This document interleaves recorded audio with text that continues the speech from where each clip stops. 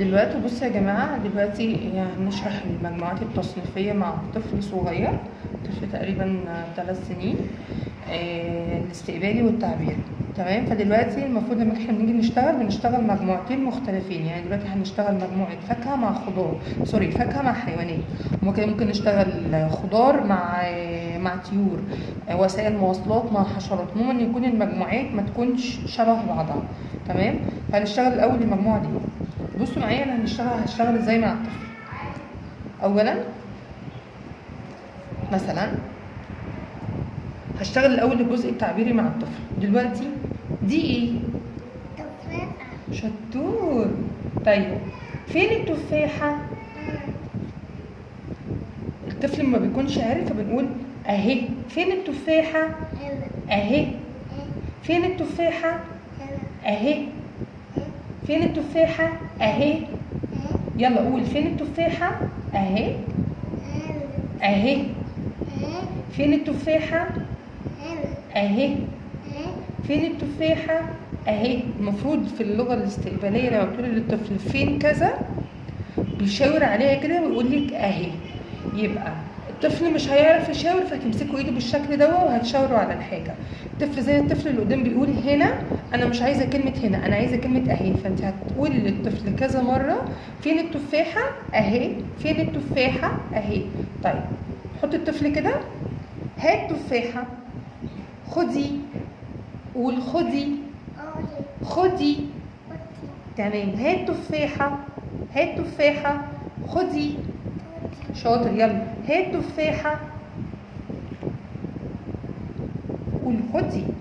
أوتي. شاطر. يلا هات تفاحة، خدي. أوتي. تاني. يلا هات تفاحة، خدي. أوتي. شاطر. وقفي ثانية. اه ده ايه؟ بلع. شطور. فين البلح؟ هنا. اهو. أهو. فين البلح؟ اهو. فين البلح؟ أهو. هات بلح، خدي. أوتي. يلا تاني. هات بلح، خدي. أوتي. يلا تاني. هات بلح. ويلا قول خدي. أوتي. قول كلمة خدي. يلا هات بلح، خدي. أوتي. شطور. يلا نعمل حاجة تانية. دي ايه؟ بطاطس. لأ، مانجا. دي مانجا. دي فاكهة. مانجا. مانجا. شاطر. دي ايه؟ مانجا. فين المانجا؟ هنا. اهي. أه. فين المانجا؟ لا استنى. فين المانجا؟ هنا. اهي. أه. فين المانجا؟ أه. اهي. أه. بص عليها. فين المانجا؟ هنا. اهي. أه. فين المانجا؟ اهي. أه. هات مانجا، خدي. أوتي. يلا تاني. هات مانجا، خدي. أوتي. تاني. هات مانجا، خدي. قول كلمة خدي. خدي. خدي. أوتي. شاطر. يلا هات مانجا، خدي. أوتي. هو عادي جدا ان الطفل ما يلقطش معاكي في اول الجلسه كلمه خدي. يعني ممكن اهو سهله لان فيها مشاوره وقريبه من كلمات هو ممكن يكون عارفها، لكن كلمه خدي هو بيحتاج ليه مساعده كليه ان هو انت تقولي له كلمه خدي. ده ايه؟ دي ايه؟ ده ايه؟ بطيخ. بطيخ. ده ايه؟ بطاط. بطيخ. بطيخ. ده ايه؟ بطيخ. فين البطيخ؟ اهو. أهو. فين البطيخ؟ أهو. هات بطيخ، خدي. خدي. شاطر. جيب مي 5. يلا هروح للمجموعة التانية. في نقطة تانية عشان نسيت اقول لكم عليها. بنحط الكروت كده على الترابيزة. تمام. فين البلح؟ إيه. اهو. أهو. فين البلح؟ أهو.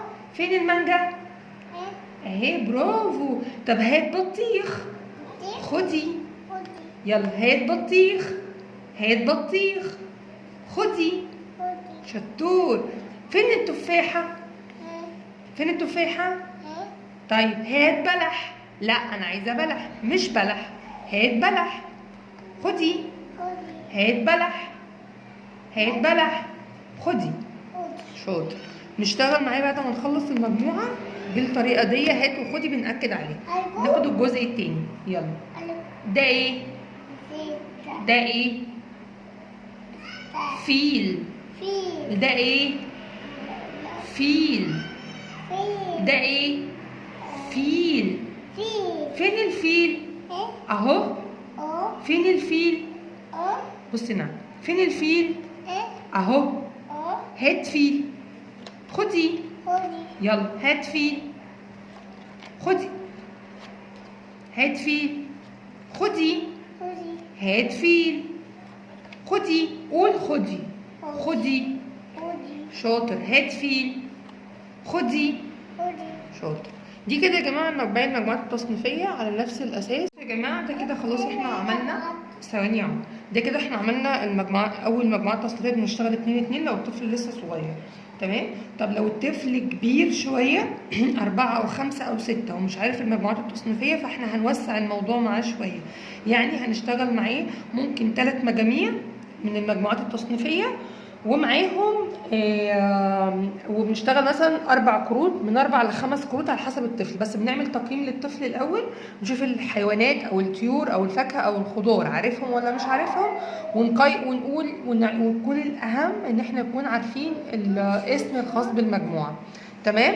طب بنوصل للمرحله الثانيه الخاصه بالتصنيف، برضو حاجه بقى مهمه جدا. يعني مثلا الطفل دلوقتي قال معايا حاجات كتير جدا، قال معايا عارف الفاكهه والخضار والاجهزه الكهربائيه ومكونات المنزل وادوات الاكل ومأكولات ومشروبات واشكال هندسيه وفاكهه وخضار والحيوانات والحشرات، كل ده عرفه خلاص. بعلم على المستوى اللي هو ايه، بعلمه ازاي يوصف. يعني مثلا اوري له صوره بطيخ مثلا، بساله اسئله عليها. يعني ده ايه؟ المفروض ان هو يقول لي بطيخ. من مجموعه ايه؟ من مجموعه الفاكهه. بنعمل بيها ايه؟ بناكلها. طعمها ايه؟ طعمها حلو. شكلها ايه؟ مدور. حجمها ايه؟ كبير. طب لونها ايه؟ لونها اخضر واحمر. تمام. ده اسمه وصف، عشان افصل يعني اخلي المدارك بتاعه الطفل يستوعب كميه اعلى من ان هو لما انا اقول له مثلا ماما لابسه ايه او بابا لابس ايه، يقول لي لابس كذا كذا كذا كذا كذا. طب انت هتلبس ايه؟ انا هلبس التيشيرت والكوتشي والشراب ومثلا البنطلون. تمام. فكده انت بتعملي وصف طب البنطلون لونه ايه؟ طب التيشيرت لونه ايه؟ طب الشراب لونه ايه؟ طب الكوتشي هتلبس كوتشي شكله ايه النهارده ولا لونه ايه؟ كده انا بعلم الطفل ان هو المدارك بتاعته ادراكه بيوسع بشكل كبير. يعني مثلا حاجه تانية، مثلا زي مثلا مجموعه الخضار اللي هنا مثلا، ده مثلا ده ايه؟ توم. من مجموعه ايه؟ مجموعه الخضار. طب شكله ايه؟ شكله مدور. حجمه ايه؟ صغير، فص صغير. طب بنعمل بيه ايه؟ بناكله. طب طعمه ايه؟ طعمه حار، حامي يعني. بس لونه ايه؟ لونه ابيض. تمام. قيسي بقى على كده يا جماعه كلكم. مثلا الحيوان، ادي الحيوان مثلا، ده ايه؟ حصان. من مجموعه ايه؟ مجموعه الحيوانات، حيوانات المزرعه. هنا بقى هنفصل بقى، يعني دول مثلا حيوانات المزرعه، ده مثلا حيوانات من حيوانات الغابه، دول كده من حيوانات الغابه دول. فما ينفع ده حيوان ده بيعيش في الصحراء، دي حيوانات الغابه. فهنا في التفصيله انا بفصل وبحاول افصل ما بين حيوانات المزرعه وحيوانات الغابه والحيوانات المفترسه. تمام. فده مثلا ده هنا ايه؟ ده سوري، الحصان بيعيش فين؟ بيعيش في المزرعه. ده من حيوانات ايه؟ من حيوانات المزرعه. صفته ايه؟ ان هو سريع. لونه ايه؟ لونه بني. عنده كام رجل؟ 4 رجلين، وعنده ديل طويل فيه شعر. فكده احنا بنعلم الطفل تفصيلات كده عشان الموضوع يبقى كويس معاه، والمدارك زي ما قلت لكم كده توسع معاه بشكل اكبر. طيب ادي كده الحيوانات، وقيس على كده برضو الحيوانات والفاكهه والخضار وادوات الاكل ووسائل المواصلات وكل حاجه بنعمل. تمام. نيجي بقى تاني حاجه. ادي ماشي، ادي بازل قطعه واحده. الطفل بالنسبه له بازل قطعه واحده، انت عندنا من سن 2 ل3 سنين وممكن اكتر على حسب قدرات الطفل. فمثلا هنا هنخلي الطفل يركب البازل دي، وهنحاول واحنا بنخليه يركب البازل يحاول نخليه ينطق كل اسم قطعه للشكل.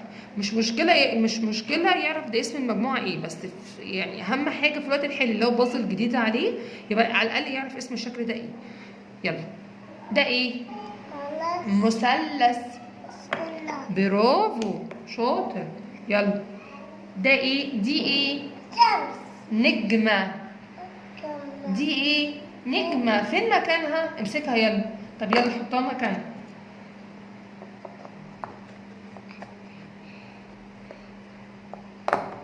يلا وده ايه؟ بيضاوي. بيضاوي. بيضاوي شاطر. وده ايه؟ هلال. فين هلال؟ شطور برافو. يلا ده ايه؟ سداسي. سداسي. لا سداسي. سو سو سو سو سو داسي شاطر. يلا ودي ايه؟ دايرة. شطور. وده ايه؟ مخروطي. لفها. لفها. لفها تاني. لا مش كده، لفها تاني. يلا لا لفها كده ثواني اهي كده. يلا حطها كده. ناخد بقى بالنا يا جماعه من كذا مفهوم. حطها هنا وكلمه لفها او اعدلها. لو هو كده، لو هو عمال يحطها كده اعدلها كده، ولو هو حطها كده بنقوله لفها كده. فناخد بالنا حطها هنا ده مفهوم، حطها هنا او هنا مفهوم. اعدلها لو كانت هي كده فبنعدلها كده تمام. لفها لو كانت محطوطه بشكل غلط تمام. دي 3 مفاهيم في البازل ناخد بالنا منهم واحنا شغالين مع الطفل. يلا مستطيل. شاطر. ثواني. برافو. مربع. برافو شطور. يلا ناخد واحده تانية. يلا ناخد واحده تانية.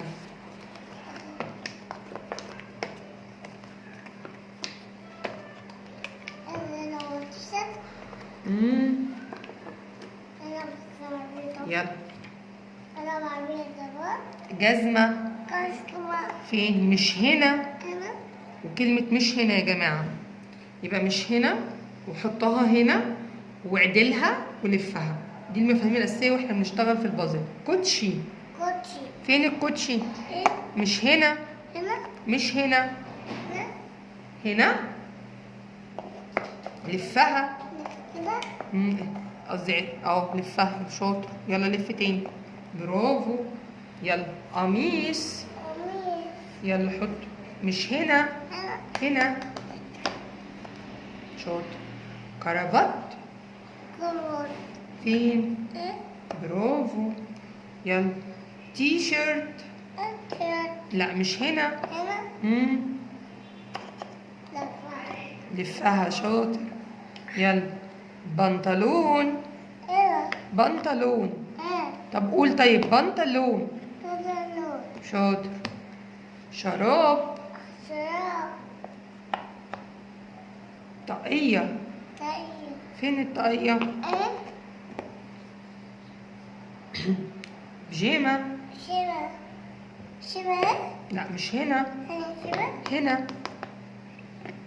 تريننج. بص يا جماعة ده سلم الأصوات يبقى 11 مجموعة. ألف واو ياء وبعد كده باء وبعد كده تاء ودال وضاد وطاء وبعد كده سين شين صاد ذال زي ظاء كاف جيم قاف ميم نون ثاء لام راء خاء عين غين حاء هاء. المجموعة دي اسمها سلم الأصوات. أنا لما باجي الطفل عنده مشكلة تأخر لغوي بشتغل معاه الأول ده. دي اسمها استمارة اختبار نطق الأصوات. دي موجودة على الجروب كتير يعني. ادي اولها باء ميم واو الف وفاء وفاء ونون والحروف دي كلها. انا اهم حاجه عندي في الطفل، اهم حاجه ان الطفل لما اجي اقول له صوت الالف، صوت الباء سوري، ينطق لي صوت حرف في الباء في اول الكلمه صح، وفي نص الكلمه صح، وفي اخر الكلمه صح. ده اهم ما في الموضوع عندي. تمام. طيب يعني مثلا انا بشتغل الاصوات ده ازاي؟ خدوا بالكم بقى. دي اب، ام، او، اف، ان، ال، ار، ونشتغل كله بصوت حرف الالف الاول وبعد كده الحرف ده.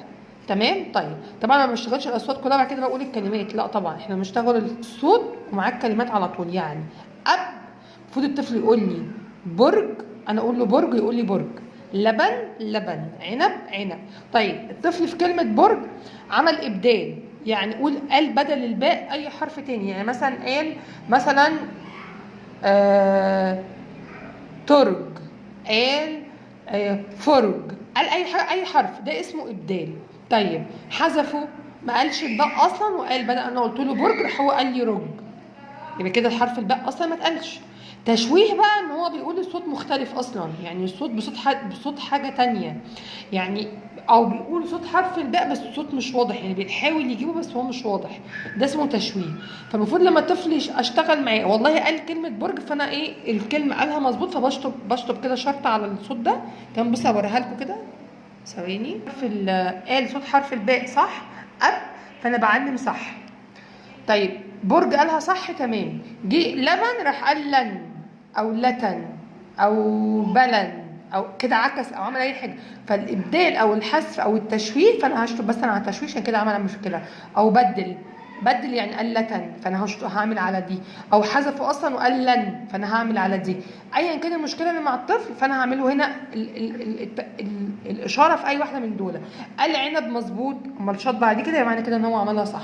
قيسوا على كده كل دواء. ميم ده اسم الحرف، بقول ام نطقه صح تمام، موز نطقه صح تمام، سمك تمام، علم تمام.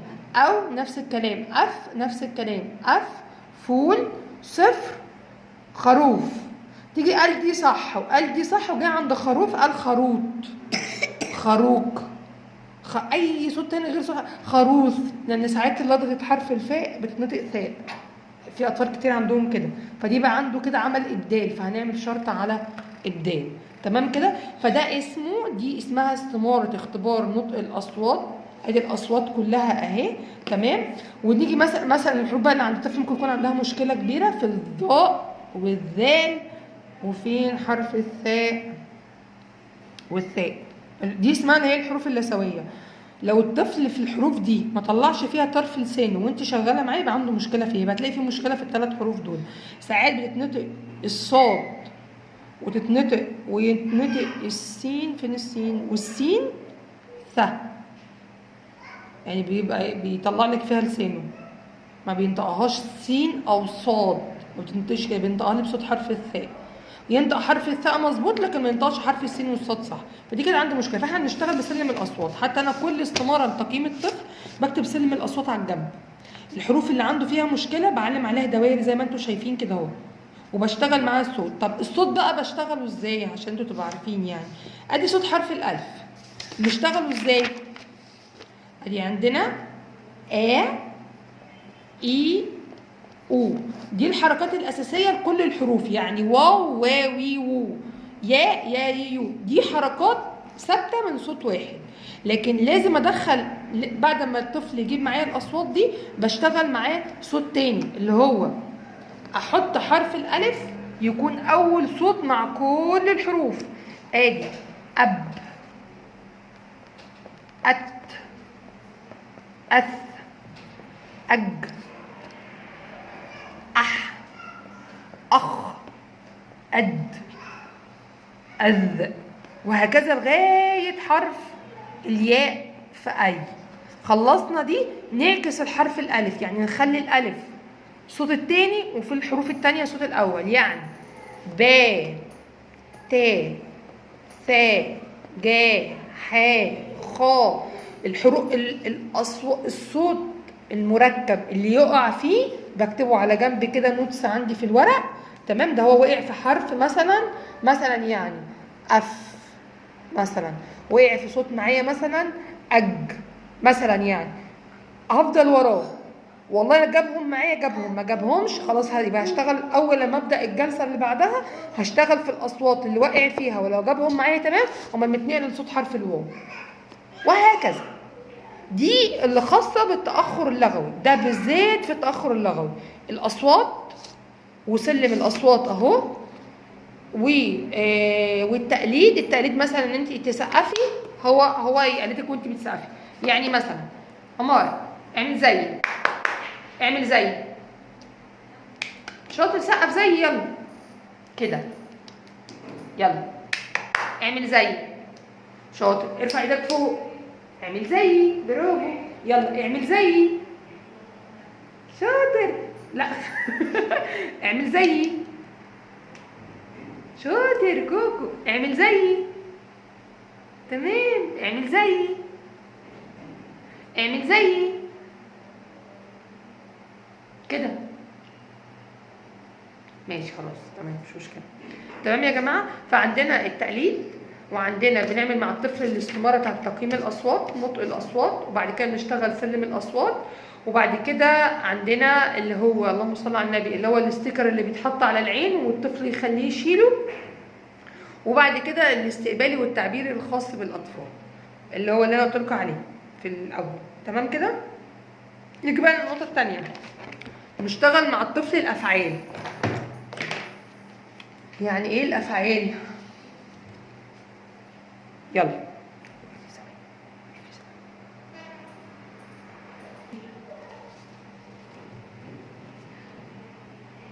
طيب، هنا الولد بيعمل ايه؟ بيتفرج. هنا الولد بيعمل ايه؟ بيتفرج. هنا بنركز يا جماعه في الكروت دي على الفعل بس.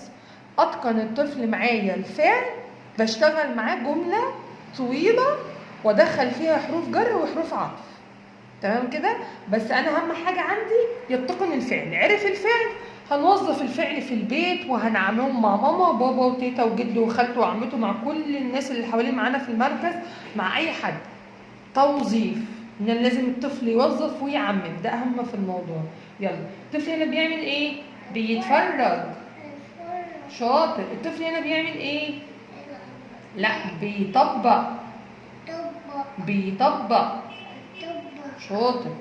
الاطفال هنا بتعمل ايه؟ بتجري. الاطفال هنا بتعمل ايه؟ بتجري. الولد هنا بيعمل ايه؟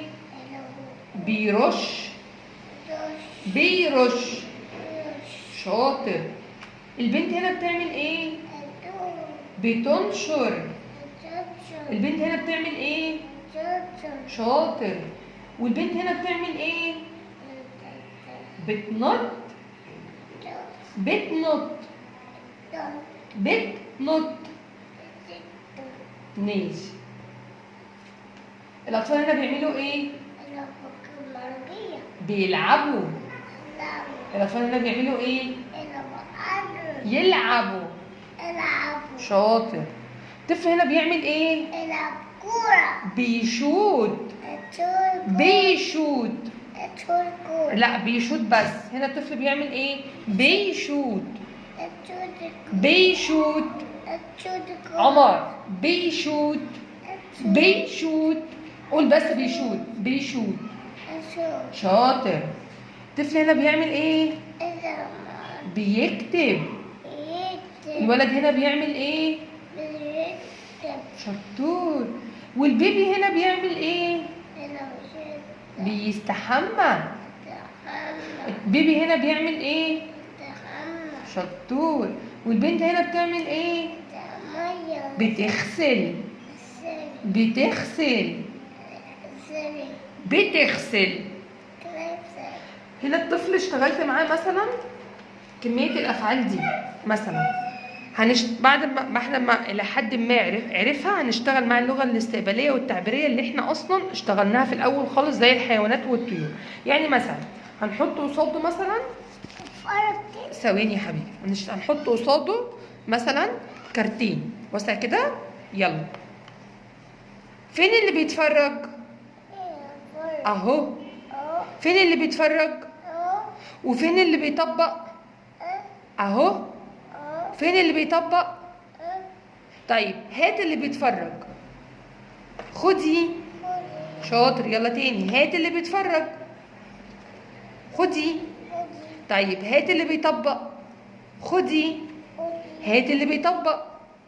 هات اللي بيطبق. هات اللي بيطبق. خدي.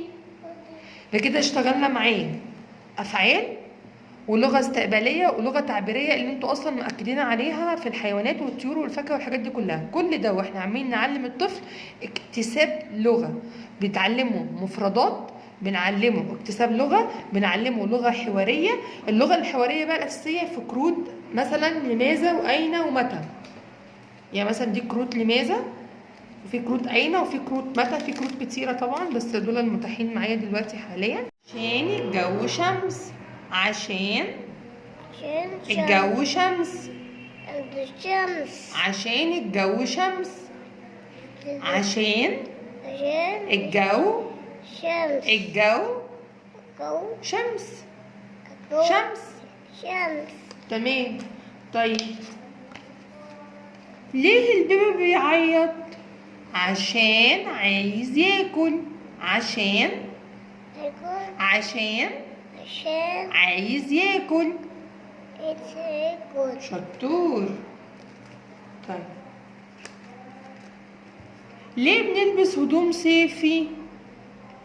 عشان الجو حر. عشان عشان الجو حر. يكون شاطر.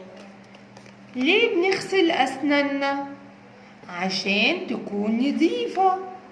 عشان عشان تكون يكون نظيفة. لطيفة شطور. دي كروت لماذا؟ دي كروت لماذا؟ مثلا ناخد من كروت أين مثلا. ثواني يا حبيبي، ثواني. مثلا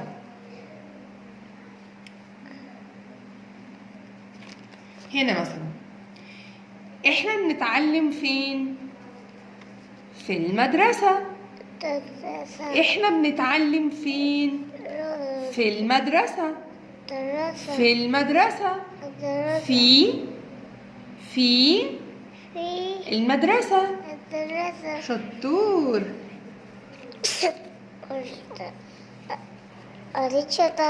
ماشي.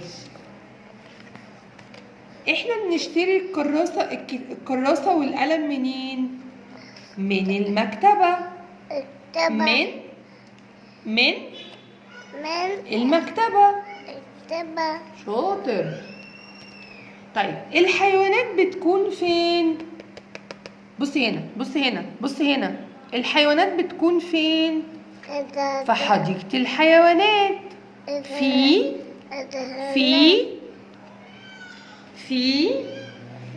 حديقة الحيوانات.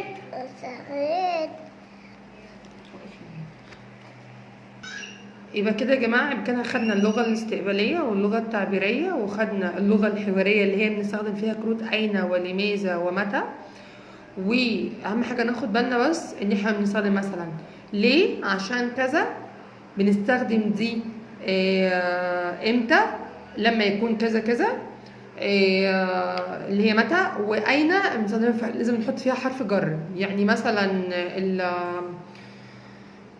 بنحط ستارة فين؟ على الشباك. بنقعد فين؟ بنقعد على الكرسي.